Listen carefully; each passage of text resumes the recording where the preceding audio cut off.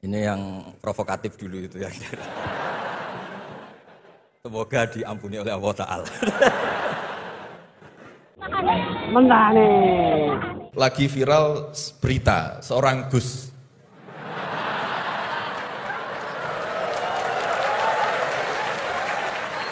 Mohon izin. Yang mungkin berceramah dengan kalimat yang kurang baik, mungkin diniatkan guyon tapi malah melukai hati orang lain. Tapi Masya Allah Gus Baha guyon tapi tidak pernah melukai hati orang lain. Mentane. Sehingga nyuwun sewu Nabi juga pernah mengalami perang menang di Badar, pernah mengalami kalah di Uhud. Jadi di bab-bab sosial itu memang Allah membiarkan hukum sosial yang berjalan. Mentane. Saya masih ingat betul dan itu saya pegang. Nabi sebagai Nabi itu kena aturan hukum sosial. Meskipun beliau punya mukjizat kayak apa, ketemu orang harus santun, ketemu anak kecil harus sayang, ketemu orang sepuh harus hormat. Andai kan Nabi bisa terbang ke langit sekalipun, Mi'raj, tapi ketemu anak kecil nampar, ketemu orang sepuh ngeludahi, tetap gak diterima oleh publik. Mentane. Walau kunta faddan ghalidhal qalbi lan faddu min khawlik. Mentane. Hadza Rasulullah man uyyida bil kauni kulli. Ini Rasulullah orang yang di backup sekian alam raya. Tapi sekali melanggar tata krama sosial, tetap lan faddu min khawlik, orang akan bubar. Mentane. Sampai ngeguskan saya, sekarang tak pisoi. Wah Gus Pak, Gus apa Gus kok mison, mesti langsung gitu. Ya coba misalnya sekarang nyon sewu saya ngeludahi Pak Rektor, langsung dipecat ya. Artinya tatanan sosial, meskipun saya keramat. Mentane. Makanya kata Ibnu Khaldun, hadza Rasulullah man uyyida bil kauni kulli law syaa. Ini Rasulullah orang yang bisa mengendalikan alam raya karena kekasih Allah. Itu saja kena aturan walaupun tafaddan ghalidhal qalbi lan faddu min khawlik. Mentane. Itu mesti orang itu, weh, kasihlah kemanusiaan. Satu, jangan nanti kumat lagi. Jadi hukum sosial itu mesti mindsetnya ulama itu beda-beda. Mentane. Nah, makanya nggak salah lah kalau saya diundang itu nggak salah. Maksud saya yang naturalisasi tadi ya nggak usah diundang gitu maksudnya. Kalau nggak memenuhi kualifikasi tafsir loh ya.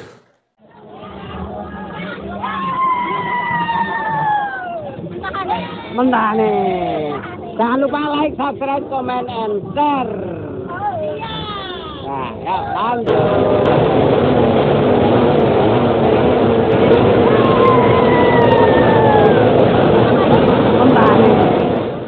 Saya akan bertanya kepada Gus Baha.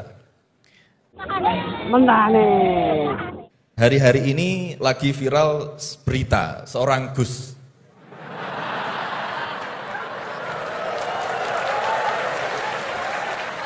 Mohon izin. Yang mungkin berceramah dengan kalimat yang kurang baik, mungkin diniatkan guyon tapi malah melukai hati orang lain. Tapi Masya Allah Gus Baha guyon tapi tidak pernah melukai hati orang lain. Nah pertanyaan saya Gus, ngapunten, karena ini pasti ke Gus Baha, tidak mungkin ke Gus Quraisy Shihab, tidak mungkin. Karena pasti Gus Baha. Nih, sebenarnya sejarah panggilan Gus ini seperti apa? Gitu. Apakah hanya dimaknai Gus ini adalah anaknya Kiai terus dipanggil Gus, atau bahkan mantunya Kiai saja kalau jenengan katanya Gus naturalisasi gitu. Atau Gus swasta atau apa itu, atau bahkan bukan siapa-siapa kemudian bisa dipanggil Gus, sehingga misalkan kita sekarang bisa ini berlomba-lomba menjadi Gus bareng-bareng, jadi pokoknya lomba-lomba. Nah, dan apakah ini hanya di Jawa saja? Karena di Madura juga kami sering mendengar ada panggilan Lora. Lah ini sejarahnya sebenarnya apa gitu loh. Apakah juga kalau sudah menjadi kiai tidak bisa menjadi Gus lagi? Atau kalau sudah menjadi Gus tidak bisa naik menjadi kiai? Gitu ya. Itu pertanyaan yang kedua saya. Dan nyuwun sewu, di zaman Rasulullah itu apakah putranya Rasulullah juga dipanggil Gus? Kan juga tidak kan?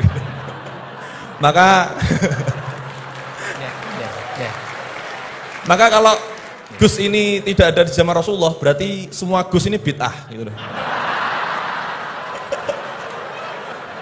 Karena Gus tidak ada di zaman Rasulullah. Ngerti nggih? Ya, jadi intinya sejarahnya dan standarisasi Gus itu apa? Yang orisinil gitu. Yang kalau misalkan di dunia di Indonesia ini yang Gus orisinil hanya jenengan, berarti semuanya palsuan gitu. Lah ini tentu bisa dijelaskan Gus. Ngapunten matur suwun sangat. Mentane. Ini yang provokatif dulu itu ya.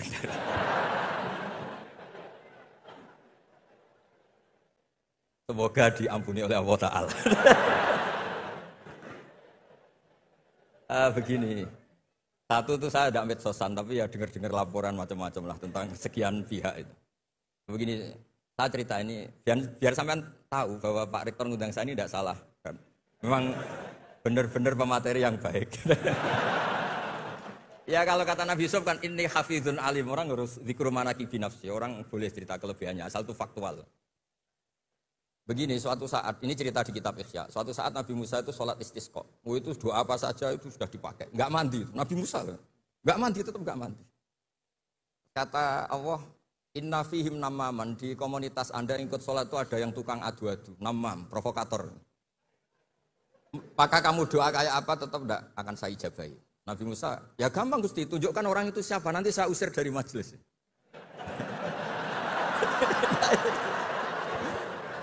Jawabnya Allah itu lucu. Saya ini orang yang mengharamkan namam, mengharamkan namimah. Kalau saya menunjuk orang itu berarti saya juga namam. Intinya itu Allah terus mengabaikan sekian peristiwa namam. Jadi kalau pertanyaan provokatif terus kayak gitu tuh mesti diabaikan oleh Allah Ta'ala. Karena nanti repot itu. Repot. Memang saya termasuk Gus yang asli itu jelas sekali. Itu, lah ini Pak Fatullah tahu betul keluarga saya karena beliau orang Jepara ngajinya di Kudus. Ya, terus masalah fatwa tadi, fatwa sosial itu atau memahami pakai terjemah begini seperti yang dikatakan Pak Kures. Ada pegangan yang umum kayak sidik, amanat, tabligh, fatwa. Itu memang lewat terjemah enggak apa-apa. Tapi ada terjemah yang enggak mengganti bahasa Arab. Misalnya kata sembahyang, mungkin perasaannya orang Bali sembahyang itu apa, perasaan kita sembahyang itu apa, itu kan subjektif. Misalnya begini, ada ayat yang agak sensitif. Ketika Anda salah paham dengan istri itu wadribuhun. Fasjuruhunna fil madoji wadribuhun. Itu kan riskan betul. Maka pukullah istri kamu. Pukul itu kan konotasinya itu buruk. Tapi di semua tareh, saya bilang tidak sebagian, di semua tareh itu disebut dorban ghairu mubarrihin, mukul yang tidak melukai. Jadi orang Arab itu punya adat. Kalau kecewa itu dorobu bin ni'al wasaub. Jadi mukul itu pakai kain, pakai kacu, pakai. Nah, di Jawa kata mukul itu ya mesti kekerasan itu. Nah, yang jenis ini turiskan kalau dari bahasa Arab pindah ke Jawa. Jadi ada yang riskan, ada enggak. Nah, sebab itu saya sering bilang, saya ini kan belajar tafsir insya Allah lah, khatam. Cuma saya tidak suka nulis, karena sudah ada yang nulis. Karena saya nulis tetap saja dianggap top Pak Kures, jadi tidak usah nulis lah, sudah ada. Begini. Yang penting saya menghormati beliau karena nulis khatam. Pentingnya nulis itu memang khatam, mulai awal A sampai Z. Pentingnya khatam itu apa? Di situ ada dialog. Ada dialog Allah sama nabinya, sama kekasihnya, bahkan sama musuhnya. Misalnya sama musuhnya. Itu Nabi Musa masih dibilangi sama Allah, faqula lahu qawlan layyinan. Ini penting saya utarakan. Nah, suatu saat Harun Ar-Rasyid ini didatangi ustadz, mungkin ustadz yang amatir lah, masih latihan ustadz, jadi masih ekstrim itu. Ya Amirul Mukminin, ini nasihun lak, famusyaddidun alaika, fala tajidanna fi nafsika aliyya syai'an. Biar sampai latihan bahasa Arab nanti Pak Rektor. Bukan Anda, Gus naturalisasi tadi, tidak Anda. Saya akan memberi nasihat engkau, kemudian cara nasihat saya itu musyaddid, ekstrim. Maka jangan kamu anggap serius. Maksudnya jangan penjarakan saya ketika saya nasihat ke kamu ini kasar. Jawabnya Harun Ar-Rasyid itu langsung bilang gini. Bilang ya jahil, ini karena Arab. Orang Arab itu kalau ngomong jahil itu tidak sekasar yang kamu bayangkan, karena makanya bahasa Arab itu susah. Saya itu ini cerita ke Pak Kures, ini curhat, bukan cerita mufti curhat. Kiai Jawa kalau maknani wailak waihak itu ciloko kue. Padahal sering Nabi itu kalau kecewa sama seseorang bilang wailak sama waihak. Nah, akhirnya santri tanya, lo katanya Nabi itu halus sopan santun kok ngendikan wailak waihak, yang artinya itu celaka kamu. Ada orang tanya Nabi dan orang itu tidak paham. Nabi ngendikan apa? Isakilat ka umuk. Cek siale mbokmu de anak kue. Diterangkan enggak paham. Tapi sarah-sarah, kayak kitab Irsyadus Sari itu bilang gini, kalimatu tarohumin wa talatufin. Ini kalimat yang orang Arab tuh merasa dekat sehingga bilang wailak. Tapi Kiai Jawa tetap saja maknani ciloko. Masalahnya di konteks itu yang dawuh itu Kanjeng.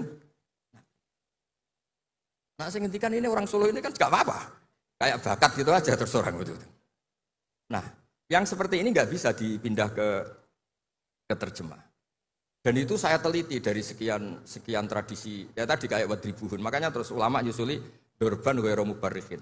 Mukul tapi tidak melukai. Karena orang Arab itu biasa kecewa mukul pakai peci. Tapi kalau orang Jawa nggak berbayang. Kedua misalnya contoh mahar. Orang Arab kalau masih mahar itu banyak. Karena jumlah mahar banyak, kemudian setelah suami istri hubungan intim, setelah dicerai itu kadang kepikiran ngambil karena maharnya misalnya alpat 1 miliar gedung. Sehingga harus ada pelarangan mengambil ulang mahar. Wa in aradtum istibdala zawji makana zawji wa ataitum isdahunna qintaran fala ta'khudhu minhu syai'a. Atakhudunahu buhtana wa itsmam mubina. Terus wa kaifa ta'khuduna? Mahar yang sudah kamu kasihkan jangan kamu tarik lagi. Wong kamu sudah hubungan suami istri kok maharnya ditarik lagi. Jangan. Kenapa ada kata jangan ambil lagi? Karena maharnya itu alpat, gedung, uang 1 miliar. Dulu Pak Rektor ketika nikah itu seperangkat alat sholat, gak dilarang juga gak akan diambil. Artinya gini, gak mungkin andikan Quran turun di Indonesia ada kata fala ta'khudhu minhu syai'a 100.000 seperangkat alat. Saya jadi kayak itu sampai bosan karena tiap nikahkan tuh maharnya seperangkat alat sholat. Itu kalau sudah nikah 10 tahun bentuknya sudah kayak apa ya? Itu gak usah Allah repot-repot bilang jangan ambil lagi, jangan ambil lagi. Nah, itu kondisi yang antara kita dan tradisi Arab itu beda. Dan saya belajar tafsir sampai segitunya, makanya nggak salah lah kalau saya diundang itu nggak salah. Maksud saya yang naturalisasi tadi ya nggak usah diundang gitu maksudnya. Kalau nggak memenuhi kualifikasi tafsir loh. Ya karena kalau nggak memenuhi kualifikasi apa tafsir. Tapi jangan terus ngundang saya terus nggak mau juga saya. Nah tadi yang pertanyaannya Pak dosen Pak Ghafur tadi, nanti Pak Kures nambahin. Hukum sosial itu memang nggak pernah mengikat di semua sisi ya, karena memang patokannya itu begini. Saya ambilkan contoh di Quran ya, karena ini memang tema tafsir. Di hal-hal sosial itu kekasihnya Allah pun didhawuhi Allah begini. Wa in adri la'allahu fitnatul lakum wa mata'un lil akhin. Wa ma adri ma yuf'alu bi wala bikum. Jadi Nabi misalnya mau perang, misalnya perang apa ini, Allah terus bilang, Muhammad kamu tenang saja, pasti menang. Enggak. Karena kalau dibilang begitu nanti kendilnya Nabi atau keberanian Nabi dikira karena ada jaminan. Tetap. Sehingga nyuwun sewu Nabi juga pernah mengalami perang menang di Badar, pernah mengalami kalah di Uhud. Jadi di bab-bab sosial itu memang Allah membiarkan hukum sosial yang berjalan. Sampai Ibnu Khaldun ngendikan begini, saya masih ingat betul dan itu saya pegang. Nabi sebagai Nabi itu kena aturan hukum sosial. Meskipun beliau punya mukjizat kayak apa, ketemu orang harus santun, ketemu anak kecil harus sayang, ketemu orang sepuh harus hormat. Andai kan Nabi bisa terbang ke langit sekalipun, Mi'raj, tapi ketemu anak kecil nampar, ketemu orang sepuh ngeludahi, tetap gak diterima oleh publik. Walaupun tafadzun ghalidul qalbi lan faddu min khawli. Betapa pentingnya tata krama sosial. Kata Ibnu Khaldun, hadza Rasulullah man uyyida bil kauni kulli. Ini Rasulullah orang yang di backup sekian alam raya. Tapi sekali melanggar tata krama sosial, tetap lan faddu min khawli. Orang akan bubar. Sampai ngegoskan saya, sekarang tak pisoi. Wah, Gus apa Gus kok misuan mesti langsung gitu. Ya coba misalnya sekarang nyun sewu saya ngludahi Pak Rektor, langsung dipecat ya. Artinya tatanan sosial, meskipun saya keramat. Makanya kata Ibnu Khaldun, hadza Rasulullah man uyyida bil kauni kulli law syaa. Ini Rasulullah orang yang bisa mengendalikan alam raya karena kekasih Allah. Itu saja kena aturan walau kunta faddan ghalidul qalbi lan faddu min khawlik. Kalau engkau salah tatanan sosial Muhammad orang akan bubar. Nah, maksudnya gini Pak dosen. Kalau tatanan sosial gini, saya pernah ditanya oleh dekan Fakultas Kedokteran. Pas ada diskusi dengan ya tadi orang-orang medis, misalnya begini, itu misalnya nyun sewu, tapi gak usah dijiwai, gak usah kamu, udah, dilupakan saja kabar. Menyembuhkan orang koma itu baik apa tidak baik? Tapi misalnya orang ini kalau sembuh pasti bunuh lagi, pasti merkosa lagi. Terus kita gimana? Ngasih makan juga sama. Orang miskin gak bisa makan, gak bisa apa-apa, gak bisa makan, gak bisa apa-apa. Berkahnya gak bisa makan, gak bisa apa-apa, dia tidak nyuri, tidak bunuh, tidak merkosa. Dan orang ini kalau sehat lagi akan begitu lagi. Wajib ngasih makan dah. Itu mesti orang itu. Weh, kasihlah kemanusiaan. Jangan nanti kumat lagi. Jadi hukum sosial itu mesti mindsetnya ulama itu beda-beda. Saya sering matur ke Pak Quraisyah. Saya itu pernah kata Kata santri saya pernah katanya diundang ke Malaysia juga pernah katanya diundang ke Maroko. Saya bilang sudah yang kelas-kelas internasional Pak Kuresa saya ada usaha. Kenapa? Jawabnya sederhana. Nanti kalau saya sering keluar negeri, terus semua kiai seneng keluar negeri, terus yang ngulang pondok saya siapa?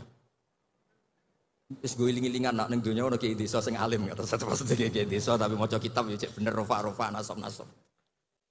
Tapi saya seneng sama kiai yang keluar negeri karena ini mewakili syiar. Saya seneng sama UI karena syiar gini. Tapi saya jangan justru jadi kiai di UI, nanti gajinya tetap. Kalau kiai kan sering dapat gaji min khaisul layah tasib. Kayaknya jumlahnya banyak saya Mas. Jadi yang hukum-hukum sosial tuh biarlah alam yang ya sudah setuju ya. Oh ya pokoknya gitu.